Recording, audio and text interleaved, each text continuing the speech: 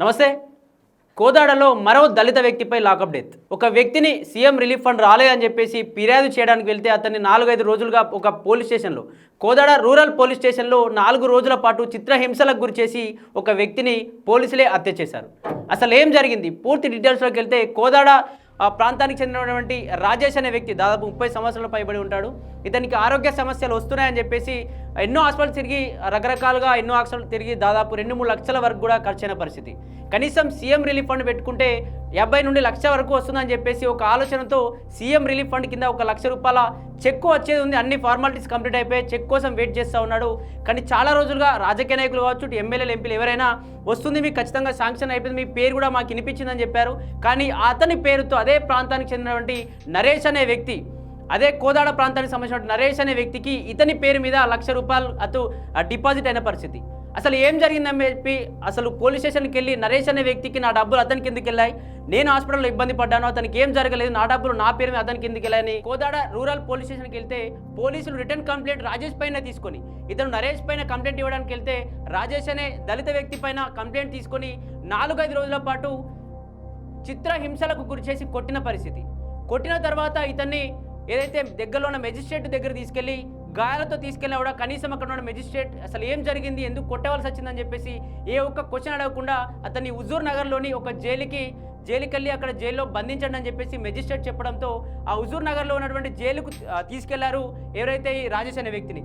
తీసుకెళ్లిన తర్వాత జైల్లో ఉన్నప్పటి నుండి శ్వాసకు సంబంధించిన ఇబ్బందులు వచ్చి ఎన్నో రకాలుగా మైండ్ డిప్రెషన్లోకి వెళ్ళిపోయి ఇబ్బందులు పడుతూ ఉంటే, రక్తస్రావం జరుగుతూ ఉంటే అసలు ఇతను ఇంకేమైంది అని చెప్పేసి ఇతన్ని జిల్లాలో ఉన్న ప్రాంతీయ హాస్పిటల్కి తరలించారు. అక్కడికి వెళ్ళిన తర్వాత డాక్టర్లు ఇతను చాలా క్రిటికల్ కండిషన్లో ఉన్నాడు, ఇతను మా హాస్పిటల్లో పట్టడు, కంపల్సరీ మీరు హైదరాబాద్కి షిఫ్ట్ చేయాల్సిందే అని చెప్పేసి జిల్లా ఆ ప్రాంతంలో ఉన్న డాక్టర్ చెప్పగా ఈ పోలీసులు అతివేగంతో చనిపోతే వీళ్ళకు ప్రమాదం అవుతుందని చెప్పేసి లాకప్లోనే చనిపోయాడు, మేము కొట్టడం వల్లే చనిపోయాడని చెప్పేసి అందరికీ తెలిస్తే మా ఉద్యోగాలకు ఎసరు పడుతుందని చెప్పేసి వీళ్ళని హైదరాబాద్కి తరలిస్తున్న సమయంలో మార్గ మధ్యంలోనే దళిత వ్యక్తి అయినటువంటి రాజేష్ అనే వ్యక్తి మృతి చెందాడు. దీనికి సంబంధించి పూర్తి డీటెయిల్స్ పోలీసులు బయటపడకుండా ఇంట్లో వాళ్ళని ఏదో మభ్యపెట్టి ఎన్నో డబ్బులు ఇస్తాం వదిలేయండి అని చెప్పేసి, లేకపోతే రాజకీయ ఒత్తిళ్లతో మీ అబ్బాయిదే తప్పు ఉంది, 1,00,000 రూపాయలు మీకు తెలియకుండా తీసేసుకున్నాడు, మీ ఇంట్లో చెప్పట్లేదు అని చెప్పేసి కావాలని అతను ఏదో ఇష్టాన్ రీతిగా కూడా మేము కొట్టామని చెప్పేసి ఆ భ్రమలో అతను చనిపోయాడు తప్ప మేము అసలు ఎటువంటి యాక్షన్ తీసుకోవాలని చెప్పేసి కుటుంబ సభ్యులకు చెప్పడం. ఇక్కడ కుటుంబ సభ్యులు అయితే డైరెక్ట్గా చెప్తా ఉన్నారు, మా బాబు చనిపోవడానికి, రాజేష్ అనే వ్యక్తి చనిపోవడానికి కారణం పోలీసులే అని చెప్పేసి కూడా ప్రెస్ మీట్లో పెట్టిన పరిస్థితి. ఇక్కడ నిజంగా పోలీసులు ఎందుకు ఈ దళిత ఎస్సీ మైనార్టీలపైనే ఎందుకు ఈ దౌర్జన్యాలు చేస్తూ ఉన్నారో అర్థం కాని పరిస్థితి. ఇక్కడ ఒక అగ్రకుల నాయకులు, ఒక రెడ్డియో రావో వెలమన ఉంటే, ఒక కోమటి వ్యక్తి ఉంటే నిజంగా ఆ వ్యక్తిని పోలీస్ స్టేషన్కి తీసుకొచ్చే ధైర్యం చేయగలరా? లేకపోతే ఎమ్మెల్యేలు ఉన్నారు, ఎంపీలు ఉన్నారు, ల్యాండ్ కబ్జాలు చేస్తూ ఉన్నారు, భూ దందాలు చేస్తూ ఉన్నారు, ఇసుక రవాణా నడుస్తూ ఉంది.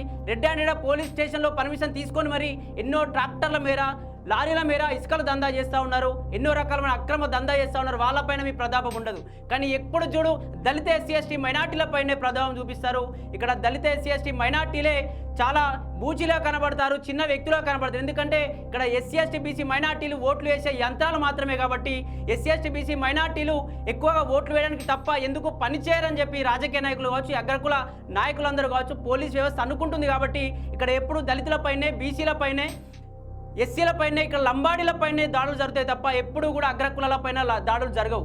ఎందుకు జరగవు అంటే అధికారంలో ఉన్నది ఎవరు? అధికారంలో ఉన్నది ఇక్కడ ఎస్సీ బీసీలు కాదు కాబట్టి, అధికారంలో ఉన్నది రెడ్డి, రావు, వెలమలు, కోమటలు కాబట్టి మనకు న్యాయం జరగదు. ఎందుకు జరగదు అంటే ఇక్కడ ఎమ్మెల్యేలు వాళ్ళే, ఎంపీలు వాళ్ళే, అసెంబ్లీలో రాష్ట్రానికి ఏం కావాలన్నా కొట్లాడేది రెడ్డి, రావులే, అలాగే పార్లమెంట్లో చట్టం అమల్లో కావాలి అంటే పార్లమెంట్లో పోరాటం చేసేది వాళ్ళే.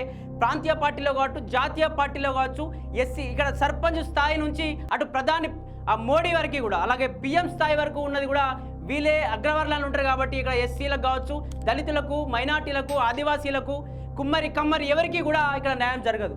కాబట్టి ఖచ్చితంగా ప్రజలందరూ ఆలోచించాల్సిన అవసరం ఏంటంటే, మనకి ఇటువంటి అన్యాయాలు జరగద్దంటే ఓన్లీ 1,00,000 రూపాయల విషయంలోనే ఒక దళితుని కొట్టారు.